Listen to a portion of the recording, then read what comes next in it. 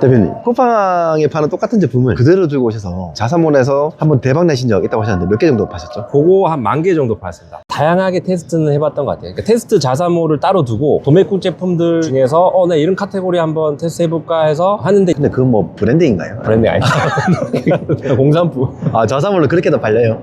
브랜딩을 하지 않고도 자사몰에서 판매를 할 수가 있을까요? 아이고, 안녕하세요. 잘 지내셨습니까? 네네네. 오늘도 가까이. 많은 꿀팁 부탁드립니다. 알겠습니다. 지금 먼 길 오셨네요. 구독자님들께 항상 마음 한켠이 걸리는 게 지난 한 4, 5개월 전에 일부 촬영을 하고 꿀팁을 더 드리기로 했는데 계속 미뤄졌던 것 같아요. 그래서 오늘 제가 꿀팁을 몇 개 더 방출해서 정말 실질적으로 메타 광고 하시는 분들도 꽤 있으실 것 같아요. 구독자님들 중에 도움을 드릴 수 있도록 한번 해보겠습니다. 메타 광고가 방향을 잘못 잡으면 캠페인이 또 후루룩 무너질 때가 있거든요. 그것도 살린다고 또 많이 배웠죠. 누구한테요? 혼자 여러 가지 하면서 양 대표님께 많이 배웠어요. 저는 아닌데요. 그렇게 하면서 더 성장하는 계기가 됐던 것 같고, 그러면서도 또 다른 여러 가지 카테고리를 광고하면서 공부하고 그렇게 또 성장을 하고 있습니다. 그럼 지금 아직도 자사몰만 판매를 하세요? 네, 사실 부끄러운 얘기인데 네이버 쿠팡을 진짜 저희 직원들은 실수하고 하니까 들어가거든요. 네. 저는 판매자 센터 있잖아요. 안 들어간 지 3개월은 넘은 것 같아요. 그 정도로 물론 기존의 제품들 판매하는 게 있으니까 네. 네이버 쿠팡도 매출은 나오지만 많이 줄었고 창고 정리도 많이 했어요. 근데 일부 때도 말씀드린 건데 최근에 또 제 주변에 좀 힘들어하고 계신 대표님 계시거든요. 또 위로가 되면 좋지 않을까. 지금 잠깐 드리는 말씀은 쿠팡이나 네이버에서만 플레이를 하다 보면 경쟁은 치열해지는 것 같고 점점, 그리고 뭐 결국에는 최근에도 쿠팡이라는 대형 플랫폼이 위기가 겪으니 플랫폼에 너무 의지해서 판매하다 보니까 플랫폼이 무너진 순간 저도 함께 무너지는 이 구조가 과연 올바른 사업 구조냐라는 부분들은 대표님들도 구독자님들도 체크를 한번 해보시고, 제 주변에 그 힘들어한 대표님도 저랑 똑같은 쿠팡 로켓만 엄청 했던 분이거든요. 로켓 배송이요? 네.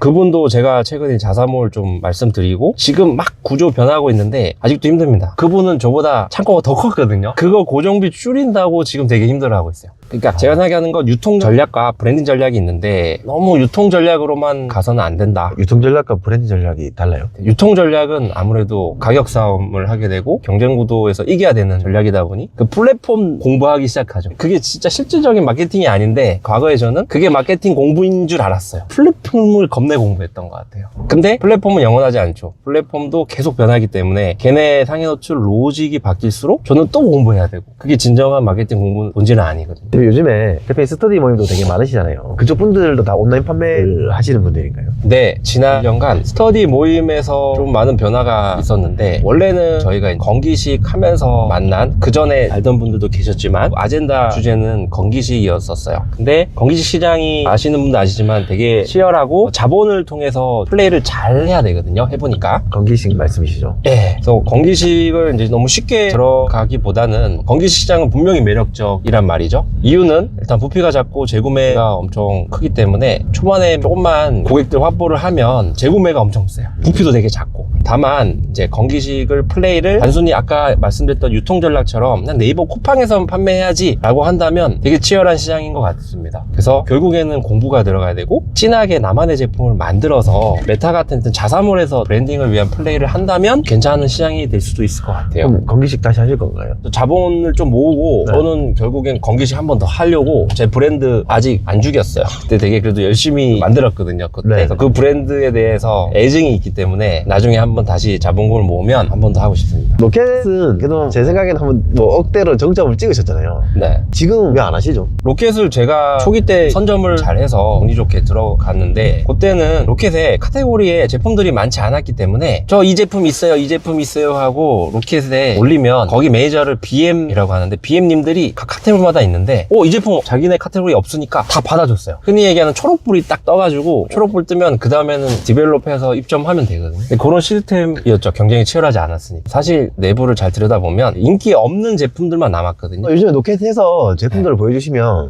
이거 어떻게 소식했냐 하는 생각이 들 정도로 이상한 제품이 많아요. 맞아. 오히려 좋은 점은 로켓이 그런 쪽에 빈틈이 있다면 그런 것들, 시장에 없는 제품들 소싱하면 BM 입장에서는 이 제품도 저희 로켓으로 해야지 하고는 할 수가 있겠죠. 다만 대중적으로 장기적으로 매출을 볼륨업 하기 위해서 로켓 시장을 바라본다면 점점 갈수록 일단 첫 번째 판매에서 그로스의 가격에 밀릴 수밖에 없는 구조거든요. 그로스의 가격이 밀린다고요? 네. 왜냐면 로켓에서의 마진 구조는 판매가라는 게 소비자 입장에서 예를 들어 2만 원에 판매를 한다. 그럼 소비자 판매가가 2만 원이다. 그러면 그 안에서 마진을 나와 로켓이 나눠 먹는 구조거든요. 사실. 납품하는 구조니까. 근데 그로스도 만약에 2만 원이다. 그러면 이 마진 중에 대부분은 그로스랑 나눠 먹는 건 그로스는 수수료만 가져가는 구조고 판매자인 내가 나눴다 보니까 판매자의 마진 룸이 훨씬 그로스가 좋죠. 그러다 보니까 결국에는 소비자가를 싸게 할 수가 있는 게 그로스 구조고 로켓은 싸게 팔 수가 없는 구조예요. 근데 그 마진 룸이 제가 시작할 때 25%밖에 안 됐거든요. 카테고리마다 달랐지만. 근데 지금 주방 리빙 쪽에 입점하려면 35%는 질러야지 쿠팡에서 받아줄까 말까 하거든요. 40% 정도는 돼야 됩니다. 마진. 쿠팡이 챙겨가는 마진 얘기 드리는 겁니다.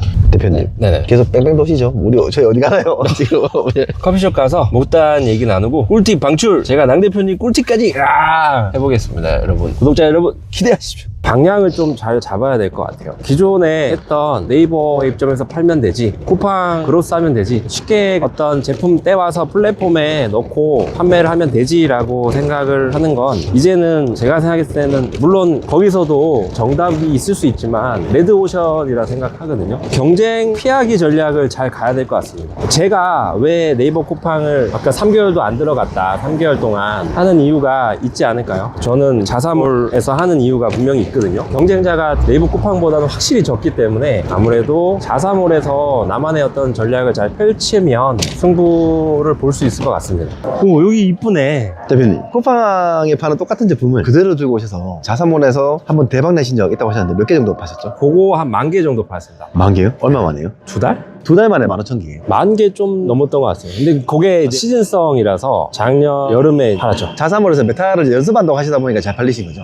그때 이제 쿠팡에서 판매하는데 좀 반응이 시원찮아서 다른 제품 할까 하다가 메타 광고를 한번 테스트 해보자 해서 소액으로 광고를 돌려봤는데 지표가 잘 나오는 거였어요. 그래서 좀 신기해서 그때부터 이제 사입하고 막 디벨롭 해갖고 다양하게 테스트는 해봤던 것 같아요. 그러니까 테스트 자사몰을 따로 두고 도매국 제품들 중에서 나 이런 카테고리 한번 테스트 해볼까 해서 하는데 이제 이런 전략들도 다 방금 말씀하셨던 여름 시즌 제품 팔면서 자신감도 생기고 그러면은 처음부터 사입할 필요 있나? 근데 이제 사실 이런 전략들은 지금 시기에 굉장히 중요한 것 같습니다. 근데 그건 뭐 브랜딩인가요? 브랜딩 아니죠. 공산품. 아, 자사몰로 그렇게도 팔려요? 그러면 이제 브랜딩 하면 한 단계 더 잘 팔리겠네요? 그렇게 또 준비를 하고 있어요. 그러면 오늘 꼭 브랜딩을 하지 않고 자사몰에 팔 수 있는 소싱 방법이나 뭐 그런 것도 정리해가지고 저희 구독자분들한테 좀 꿀팁으로 좀 알려줄 수 있을까요? 알겠습니다. 가시죠. 브랜딩을 하지 않고도 자사몰에서 판매를 할 수가 있을까요? 라는 어떤 고정관념에 저도 한 2년 정도 사로잡혀 있었는데 도매국 같은 위탁 사이트에서 제품을 소싱했던 방법을 오픈을 해드릴 테니 한번 테스트를 해보시면 어느 정도 결과값을 낼 수 있지 않을까 생각됩니다. 어떤 말씀이냐면 우리 소비자가 우리 제품을 구매 여정을 두 가지로 나눌 수가 있는데요. 첫 번째는 원츠 기반, 원에서 즉 리빙박스를 예시로 들어볼게요. 집안이 되게 지저분하고 수납 정리가 되지 않았다는 상황을 느낀 30대 여성 주부가 수납함이 필요해서 리빙박스라는 키워드를 생각을 했고 쇼핑 플랫폼에서 즉 네이버 스마트스토어나 쿠팡에서 키워드로 검색을 해서 원했기 때문에 검색을 해서 구매를 하러 제품을 찾으러 들어오죠. 우리가 기존에 네이버나 쿠팡에서 판매했던 방식은 이 키워드 기반, 원츠 기반의 형식으로 판매를 했었다고 본다면 자사몰에서 하는 컨텐츠 기반의 즉 잠재된 니즈를 불러일으키는 방식으로 접근을 해야 됩니다. 즉 키워드가 없는 제품들도 판매를 할 수가 있다는 건데요. 평소에 지저분했을 때 애들이 막 어지럽혀서 수납함이 필요했다라고 생각을 했지만 까먹고 있었어요. 그러다가 잠깐 휴식 시간에 인스타그램을 릴스 위주로 숏폼을 소비를 하고 있는데 숏폼을 컨텐츠를 보다 보니까 내가 원했던 투명한 메모 박스에 플라스틱 리빙 박스가 나왔다. 잠재되어 있던 니즈가 불러일으켜져서 나도 모르게 3초 만에 영상을 보고 손가락이 눌러지고 클릭이 들어가는 순간 자사몰의 어떤 상세 페이지로 유입이 되는, 그래서 상세 페이지에서 또 설득이 돼서 구매까지 가는 구매 여정이 기존에 우리가 판매했던 네이버 쿠팡에서의 판매 전략과는 다르다라는 부분을 명확히 인지를 하고 준비를 해야 될 것 같습니다. 소싱을 할 때 그러면 어떤 부분들을 좀 눈여겨볼 필요가 있어요. 첫 번째, 방금 말씀드렸던 너무 키워드에 빠지지 말자. 키워드가 없는 제품들이 그동안에는 판매를 할 수 없었다면은 자사몰 자사몰에서 메타 광고나 컨텐츠 기반의 유입을 통해서 노출을 시키고 유입을 한다면 키워드가 없는 제품들도 판매를 할 수가 있다. 그래서 고정관념을 좀 깨자. 그리고 메타 광고를 기준으로 제가 설명을 드리다 보니까 메타 광고라 하면 인스타그램 또는 페이스북에서 스폰서 광고를 하는 걸 말하는데요. 인스타그램을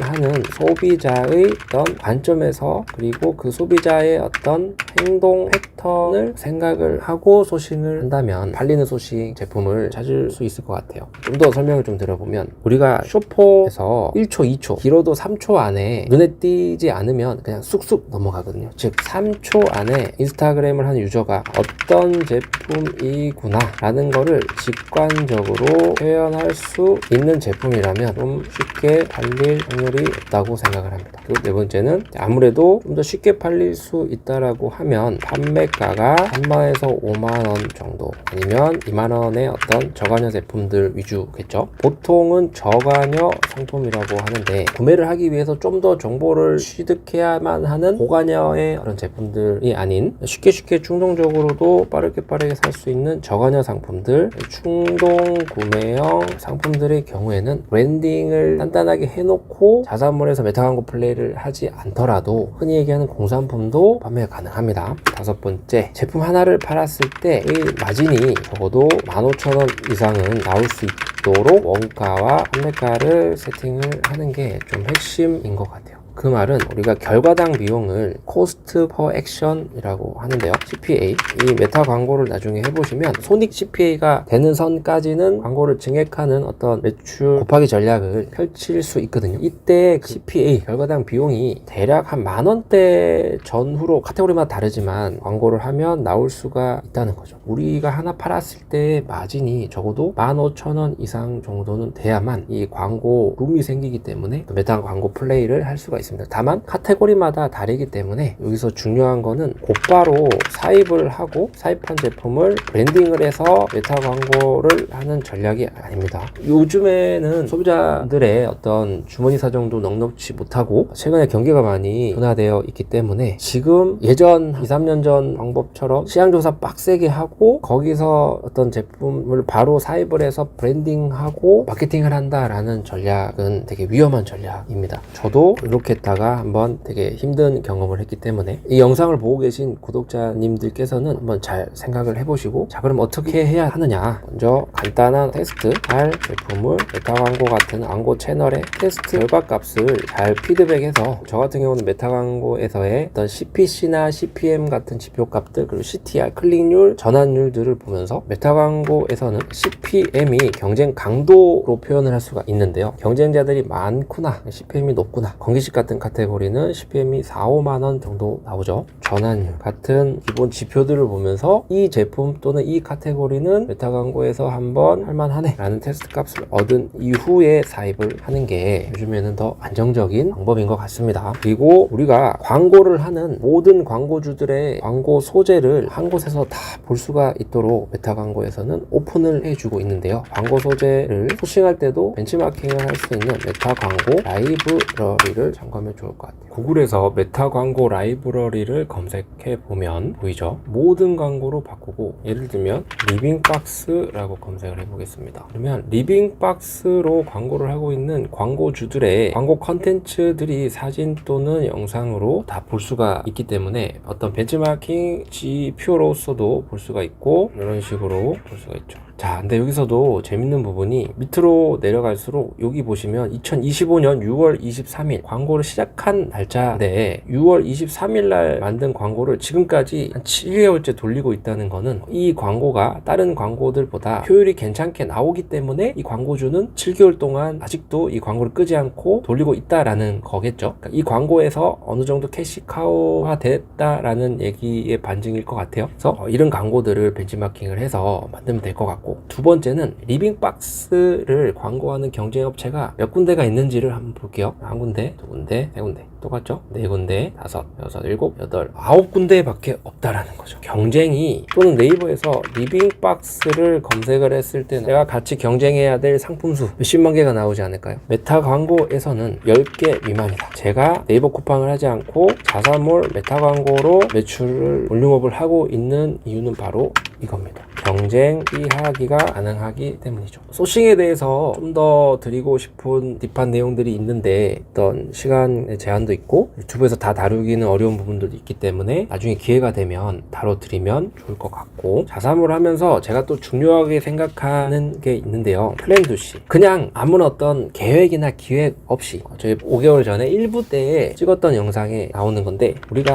기획을 잘 해야 된다라고 말씀드렸죠. 거기서는 그냥 기획이 아니라 팔리는 기획이다. 팔리는 기획은 뭐냐? 어떤 관점을 변화시켜서 어떤 소비자의 관점에서 볼 줄 알아야 되고, 팔리는 기획을 하는 데 있어서 이 기획단에서 한 가지 더 말씀드리고 싶었던 게 있는데요. 바로 개개인의 목표가 기획단에 명확하게 들어가고 데드라인이 정해져 있다면, 즉 예를 들면 내가 한 달에 월 수익 얼마야? 그러면 맨 마지막에 메타 광고의 경우는 일 예산은 얼마를 쓰면 돼? 라는 결과값을 낼 수 있는 중간 과정이 필요하다라는, 그 과정 중에는 KPI가 목표인데 어떤 목표 로아스라든지 어떤 목표 CPA, 결과당 비용, 그 외에 어떤 목표 마진 등등으로 역산을 해서 계산을 했을 때 월을 역산을 통해서 GPO에서 하루에 그러면 광고비 얼마를 쓰고 몇 프로의 로아스를 또는 얼마의 CPA 손익을 달성을 하면 마진율이 어떻게 돼서 얼마를 버는구나 라는 명확한 계획이 우리 광고하는 기획 안에 들어가 있어야 된다 하면 할수록 굉장히 중요한 부분인 것 같습니다. 플랜에서는 이런 얘기들이 있을 수 있고, 두는 제가 큰 키워드들만 얘기를 잠깐 드리더라도 아마 많은 분들이 도움이 되지 않을까 싶은데요. 메타 AI라는 마크 주커버거 대표가 그냥 만들진 않았겠죠. 전 세계 수많은 광고주들이 있고, 그 광고주들이 어떤 알고리즘에 의해서, 그리고 광고주들도 잡아야 되지만 또 인스타 페이스북 하는 유저들도 잡아야 되는, 그 중간에 어떤 밸런스를 잘 잡기 위한 메타만의 체계화된 알고리즘이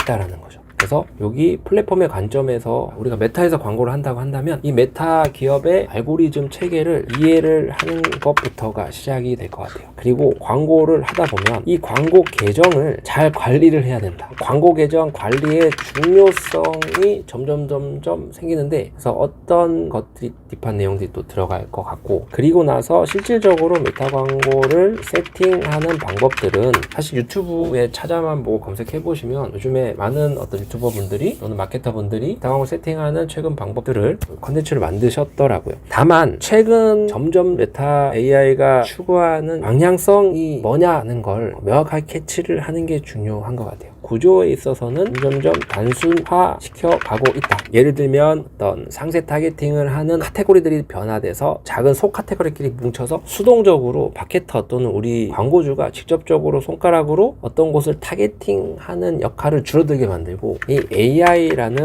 머신러닝에 기반시켜서 좀 더 자동화시키려고 노력을 하고 있습니다. 최근에 그 기반에서의 어떤 하드웨어적으로는 안드로메다라는 시스템이 탑재가 되었기 때문에 또 가능해졌거든요. 기술적으로도. 그리고 결국에는 구조는 단순화시켰고 상세 타겟팅보다는 논 타겟, 브로드하게 광고를 해도 어느 정도 잘 되더라. 물론 처음부터 이렇게 했을 때 되는 카테고리가 있고 안 되는 카테고리가 있기 때문에 어떤 빌드업 과정이 초반에 필요하지만, 그러면 결과적으로는 1부 때도 말씀드렸던 두 가지 고도화 전략을 잘 펼쳐야 된다. 첫 번째가 세팅, 광고 소재 고도화 전략을, 두 번째는 광고 세팅하고 운영을 하는 고도화 전략이다. 최근 들어서는 많이 알고리즘이 바뀌면서 광고 소재를 더 어떤 여러 가지 컨셉으로 또 다른 각도로 변주를 해서 광고 소재를 다양하게 만들고 테스트를 들어가는 고도화 전략도 굉장히 중요시 되고 있는 것 같습니다. 세팅, 운영, 고도화 전략에서는 아무래도 상세 타겟팅에 대한 중요성은 좀 많이 떨어져 가는 것 같고, 다만 매출 증액과 제가 말씀드렸던 매출 곱하기 방법과 지난번에 오픈하지 못했던 또 다른 어떤 방법을 통해서 광고 세팅을 잘하고 운영을 잘 할 수 있는 전략을 펼쳐 나가야 되는데, 자, 여기서 제가 최근에 컨설팅도 하고 강의를 하다 보니 느끼는 건, 저도 좀 어려웠던 부분인데 마지막 이 C 단계인 것 같아요. 혹자는 광고를 했으면 이 두 단계 이후에 그 광고에 대한 분석을 하고 조치를 한다. 저는 이거를 피드백한다 라고 생각을 하거든요. 이 부분이 정말 중요한데 광고를 어려워하는 분들이 많으신 것 같아요. 저도 처음에는 어려웠다. 근데 왜 어려웠냐 라는 거를 들여다봤을 때 일단은 광고의 이제 용어를 이해하는 것부터 시작인 것 같아요.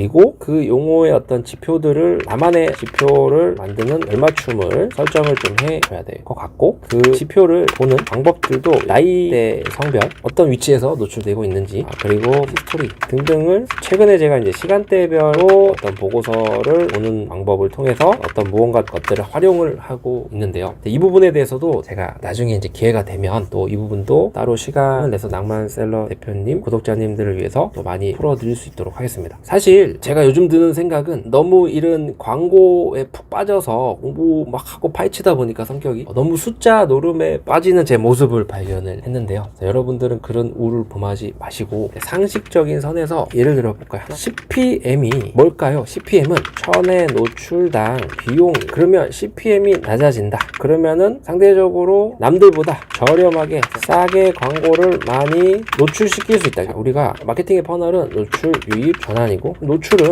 M과 관련된 거고요. 유입은 클릭률, 전환은 전환율과 관련된 지표들이 있을 거란 말이죠. 자, 그러면 CPM이 무조건 낮다고 좋을까요? 라는 부분, 최근에 낭만셀러 대표님과 제가 많이 대화를 나눴던 부분이거든요. CPM이 낮아지면서 당연히 남들보다 싸게 광고를 많이 노출시킬 수 있기 때문에 CPM이 낮아진다는 것은 어떤 양쪽으로 많은 데이터를 싸게 모을 수 있다는 건데, 만약에 그 데이터들이 유입된 소비자들의 질이 나쁘다면 그러면 전환율이 떨어집니다. 그래서 그게 또 고민이거든요. 경쟁이 치열하지 못한 저렴한 구자에 노출이 되다 보니 고퀄리티의 질, 구매 확신이 있는, 구매 반응이 센 고퀄리티 질의 소비자를 유입시키지 못하다 보니 전환율이 떨어지는 거죠. 그래서 이럴 때는 어떤 전략들을 또 통해서 CPM을 오히려 좀 올리기 위한 노력들도 해야 된다. 그러니까 단순히 그냥 숫자만 보지 마시고 이런 식으로 우리가 본질적으로 용어가 어떤 걸 의미하는지를 이해할 수 있다면 광고 피드백은 명확해질 거고, 결국에는 광고가 효율이 개선이 될 거고, 매출이 올라가고, 결국엔 목표가 달성이 된다라고 생각이 됩니다. 오늘 좋은 꿀팁도 풀어주셨는데, 지금 온라인 판매를 하신 분들한테 먼저 하신 분으로서 꼭 해주고 싶은 말 같은 거 있으세요? 2026년도 새해가 밝았고, 작년 한 해 결과가 어떻든 작년은 과거라고 생각합니다. 그래서 저조차도 작년에 여러 가지 우여곡절을 겪었지만 올 새해 새 출발, 새로운 다짐으로 또 다시 계획을 짰거든요. 그래서 보고 계신 구독자분들도 작년에 했던 결과물들을 다시 한번 정리를 해보신 다음에 2026년도 새해에 다시 한번 제대로 희망차게 시작을 했으면 좋겠습니다. 그리고 저희 낭만셀러 대표님 채널 많이 이용해 주시고, 올 한 해도 저도 최대한 유튜브 채널에 참여해서 꿀팁 많이 방출해 드릴 테니까 도움 되었으면 좋겠습니다. 네. 어디?